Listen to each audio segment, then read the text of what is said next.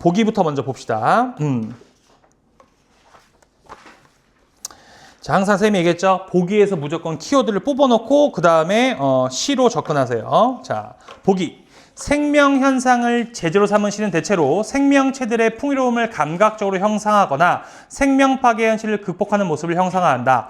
가는 만물의 조화로운 성장과 충만한 생명력에 자조, 스스로 만족하는 태도가 들었으니까 여기서 가는 자족이 들어갑니다.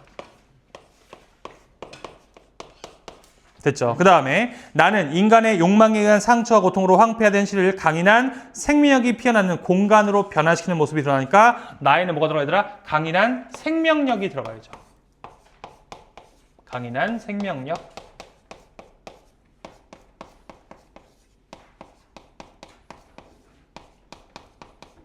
됐죠? 이렇게 두 개를 체크해야 돼.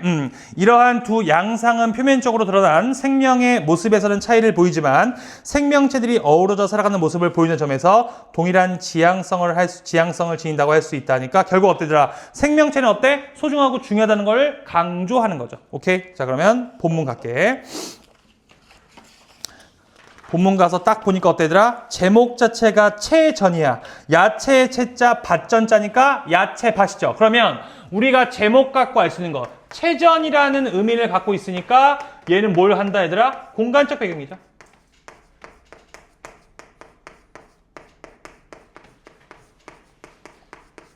그리고 쌤이 얘기한 거 더 붙인다면 내가 얘기했지. 고등학교 문학에서 고향, 가족, 자연은 100% 긍정적인 정서라고 했는데 채전하니까 어때? 자연에 포함되겠지. 그 얘는 어때? 기본적으로 공간적인 배경이 긍정이겠네. 여기까지 갑니다. 이제 한여름 채전으로 가 보아라 하니까 이렇게 명령형 어조를 통해서 가보래. 수염을 들이운 몇 그루 동그라미 치세요. 옥수수 동그라미, 가지 동그라미, 고추 동그라미, 오이, 토란, 그리고 울타리, 덤불을 이룬 넌출 사이로 반질반질 윤기 도는 크고 작은 박 동그라미, 호박들 하면서 느낌표까지. 자, 그럼 중요한 뭐냐면 얘들아, 지금 이 야채밭 안에 이렇게 나열 열거됐으니까 쌤이 강조하는 건 같은 의미와 같은 위상을 지닙니다. 하나 더, 여기에 느낌표가 붙어 있으니까 지금 시적 화자가 이 대상들을 바라보면서 어떤 감정을 느낀 거라고. 뭔지 모르겠어. 하지만 느꼈어. 그 다음에 두 번째, 이 지극히 범속, 평범한 것들은 제각기 타고난 바탕과 생김새로 주어져 아낌없이 받아서 아심없이 황금의 햇빛 속에 일심으로 자라고 연글기에 숨소리도 들리세라 적적히 여념 없나냐니까 이렇게 계속해서 서로 아낌없이 받아서 계속해서 자라나고 있대. 됐습니까? 여기들아 범속의 범자가 평범하다는 얘기야. 오케이? 그래서 너네 이것도 또 상식 알아놔야지. 우리의 대표적인 독립운동가 김구 선생님의 호가 뭐였더라? 백범입니다. 이걸 딱 얘기해주면 애들이 뭐라 하냐? 선생님, 백범 누가 몰라요? 화이트 타이거요 하는데 화이트 타이거가 아니고 백성과 범민, 평범한 사람들을 대표한다는 의미를 갖고 있으니까 요렇게 알아놔야 되겠죠? 백범은 앞으로 화이트 타이거가 아닙니다. 김구 선생님의 호는 평범한 사람을 의미한다고. 알겠죠? 이거는 그냥 나의 지식 자랑. 알겠죠? 이렇게 하면 되는데 내가 근데 너네 이런 거 너네 내 그 동영상만 알겠지만 내가 이런 걸 자꾸 왜 안 올리냐면 이런 거 올리면 뭐 조회수 나올 수 있겠지. 유명해지고. 근데 문제가 뭐냐면 유리야 이게 수능에 도움 되겠니? 도움 아무것도 안 되지. 아니 나는 어느 국어 강사 올린 거 보면은 갑자기 뭐 부장의 호칭, 과장의 호칭 이게 뭔지 알려주고 자 대를 구분하자 이렇게 하는데 그게 도대체 수능하고 무슨 상관이야? 이해돼 안 돼?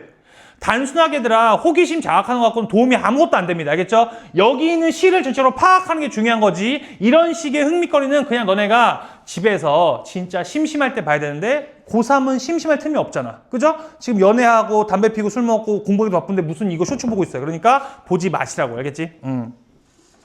갑니다. 계속. 자, 과분하지 말라, 의혹하지 말라. 주어진 대로를 정성껏 충만시킴으로써 스스로를 족할 줄 알라. 오직 여기에 목숨의 유월과 천지의 화합이 있거냐. 그러니까 핵심 나왔지 얘들아? 욕심 부리지 말고 그 다음에 어떻게 하면 의혹하지 말고 너네 스스로 뭐 하라 얘들아? 만족하면 목숨의 유월과 천지의 화합이 거기에 있대. 그러면 핵심은 어때? 본인의 스스로에 대해서 뭐하자? 만족하자는 게 되겠죠. 됐습니까?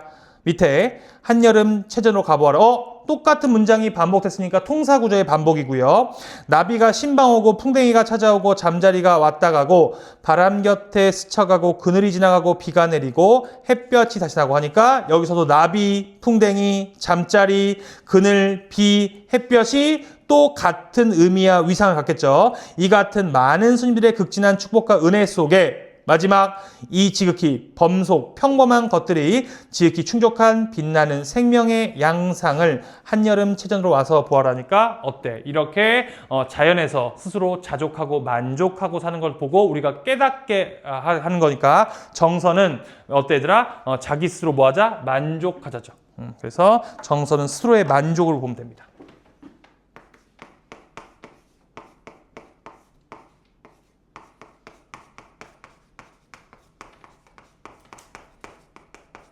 됐죠? 이렇게 체크.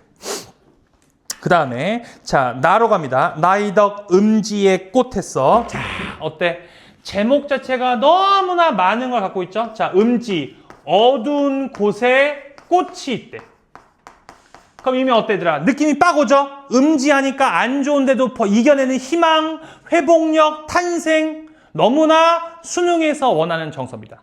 수능이 원하는 정서이더라. 첫 번째 뭐가 들어가면 안 됩니까? 부정적이거나 너무 슬픈 내용은 웬만하면 제외합니다. 너희들이 1교시 긴장하고 있기 때문에 그렇게 부정적인 현대시는 많이 나오지 않습니다. 두 번째, 긍정적인 정서를 좋아합니다. 세 번째, 의지적이고 희망적인 정서를 좋아하는데 제목 자체 보니까 어때더라? 의지도 있고 희망도 보이니까 수능 평가원이 좋아하는 정서를 가지고 있다. 가볼게요. 자, 우리는 썩어가는 참나무 때 벌목의 슬픔으로 서 있는 이 땅 하니까 이 땅의 슬픔으로 서 있대요. 폐역의 골짜기에서 서로에게 기댄 채 겨울을 난다니까 너무나 썩어 있는데 힘들고 있는데 이렇게 우리가 힘들게 하면서 겨울을 나고 있대요. 됐죠?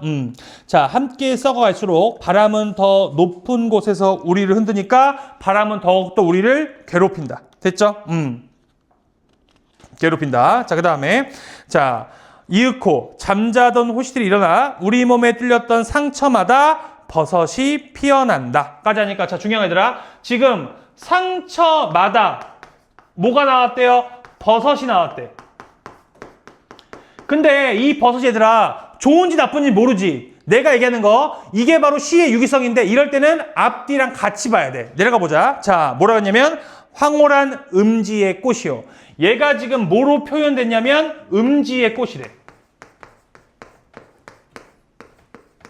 근데 더 중요한 거 음지의 꽃 앞에 얘들아 뭐라 했어? 황홀이 붙었지. 그 황홀 어때더라? 되게 좋고 황홀하다고 너무나 낭만적이고 환상적인 분위기니까 여기서 음지의 꽃을 긍정적으로 본 겁니다. 그러면 버섯이 뭐가 되는데더라? 긍정적인 게 되겠죠. 이렇게 연결. 그래서 어떤 시의 단어의 앞에 꾸며주는 단어를 명확히 봐야 돼. 꾸며주는 수식어를. 우리는 서서히 썩어가지만 너는 소나기처럼 후둑 피어나 그 고통을 순간에 멈추게 하는구나 하니까 자 그럼 어때더라? 버섯의 효과 뭐 하는데? 고통을 멈춘대요. 우리가 예측한 대로 긍정적인 대상이 확실하죠. 됐습니까? 그 다음에 오 버섯이요. 영타조 표현. 산비탈에 구르는 낙엽으로도 골짜기를 떠도는 바람으로도 덮을 길 없는 우리의 몸을 하니까 낙엽과 바람도 우리를 보호해주지 못하는데 뿌리 없는 너는 도끼로 채우는 거니까 여기서 얘들아 도끼가 나쁜 게 아니죠? 이걸로 우리를 보호해주는 거니까 다시 한번 버섯에 대한 감사함이니까 힘들고 어려울 때 뭐 하자더라? 극복하고 이겨내자가 이 글의 정서가 되겠지. 됐습니까? 이렇게 체크하면 됩니다. 그럼 바로 이제 문제로 갈게요. 자, 아까 보기 문제 다시 보자. 이렇게 왔잖아. 그럼 어떻게 했죠? 보기를 한 번 더 읽는 거야. 그러면서 보기를 정확히 파악하자. 생명 현상을 재료로 삼은 시는 대체로 생명체들의 풍요로움을 감각적으로 형상화하거나 생명 파괴의 현실을 극복하는 모습을 형상화한다. 가는 만물의 조화로운 성장과 충만한 생명력에 자족하는 태도를 나는 인간의 욕망에 의한 상처와 고통으로 황폐화된 현실을 강인한 생명력이 피어나는 공간으로 변화시키는 모습을 드러낸다 하니까 이렇게 자족, 그 다음에 강인한 생명력 들어갔고요. 그 다음에 이러한 두 양상은 표면적으로 드러나는 생명의 모습에서는 차이를 보이지만 생명체들이 어우러져 살아가는 모습을 보여주는 점에서 동일한 지향성을 지니고 있다니까 둘 다 어때더라? 결국 이렇게 생명력 가진 게 긍정적인 의미를 갖고 있다. 이렇게 파악하면 되겠죠. 1번, 가의 한여름은 생명체들의 풍요로움을 감각적으로 드러내는 까지 맞지 얘들아? 한여름의 최전이니까 햇빛이 오면서 생명체가 풍요로운 겁니다. 그 다음에 나의 겨울은 생명 파괴 현실이 이겨내는 시간점이 그렇죠. 힘들고 고통스러운 시간인데 극복했잖아. 그러니까 1번은 맞습니다. 2번, 가의 울타리는 만물이 함께 살아가는 공간으로 되는 경계로 하니까 자, 울타리 안에는 체전이니까 야채들이 사는 것이죠. 경계가 있는 거 맞고요. 나의 골짜기는 인간의 욕망이 투영된 장소로 제시되고 있군. 자, 골짜기를 어떻게 했어? 벌목 누가 하죠? 인간이 하니까 인간의 욕망, 욕심이 들어갔다고 볼 수 있겠죠. 2번도 맞습니다. 3번, 가의 넌출은 어우러진 생명체들이 현실 삶에 자족한, 내가 아까 얘기했던 정서가 자족이 맞죠? 그 다음에, 나의 홀씨는 공존하던 생명체들 밑줄 흩어지게 되는 계기가 아니고 어때더라? 이렇게 계속 하나로 뭉쳐서 버섯으로 이겨내고 있으니까 말이 안 되겠죠? 흩어지는 얘기는 틀렸죠? 답은 3번.